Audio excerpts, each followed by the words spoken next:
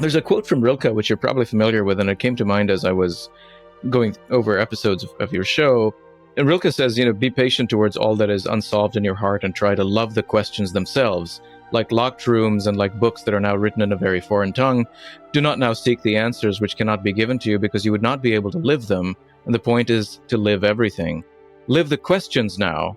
Perhaps you will then gradually, without noticing it, live along some distant day into the answer. And so much of what you're doing, it seems, is to really live the question. I don't know if that resonates with you, but... It does. I've used the term I used at the beginning when we talked, luxuriate. People ask me, my wife often says, she doesn't care about a lot of these questions. She's a very fine pianist, professional pianist, and lots of recordings and wonderful. But she's not interested in these questions of cosmology or consciousness. And she basically said when we met 60 years ago, literally 60 years ago this month, that between then and now, I have focused on all these questions. She's never thought any of them. And we're both the same place we were when we started. So I'm no closer to truth than she is after 60 years of my doing all of this. Now, I can't argue with that very much in terms of answers, but I can say, and I can say it very seriously, that I now, after Closer to Truth, after doing the consciousness paper, really deeply understand the questions.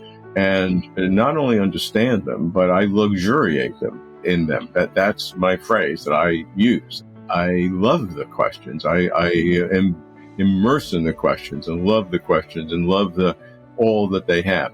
Whether that will yield an answer, as the quote you give may do, I don't know. I kind of doubt in our present state of things. We'll learn a lot more, but will we answer these ultimate questions?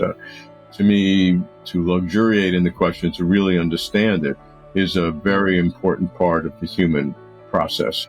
And that's why on Closer to Truth, when we see people from all over the world, from different religions, from different nations, from nations that are at war with one another, but everybody has the same passion for these kinds of questions, to me is a really great hope for humanity. Yeah. There's an unfortunate tendency in a lot of both religion and science to offer answers to people who are not asking the questions. And so I think it's really critical to provoke and raise the questions. At the same time, I wonder, do you think that's enough? I mean, to contemplate questions, or do we at some point need to make up our mind? So G.K. Chesterton has this quote where he says, merely having an open mind is nothing. The object of opening the mind, as of opening the mouth, is to shut it again on something solid. And I wonder if there is also a yearning to arrive at some conclusion or to make a decision towards something. And it seems that in some of your episodes, you find yourself dissatisfied, at least with the answers that some of your interlocutors give you. That itself seems to be kind of moving in the direction of some answer, no?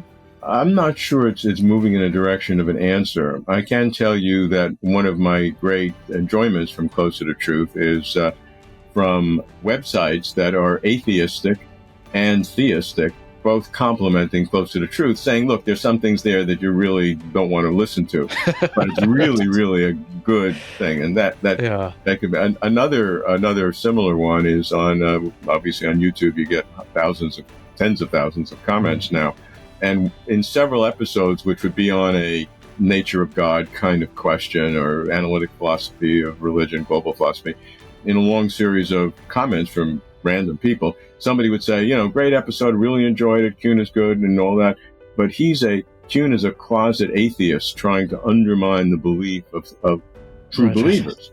And then in the same video, 30 comments later, somebody said, yeah, Kuhn is good, I really enjoyed this, I learned a lot, but he's a closet theist trying to convert the unsuspecting.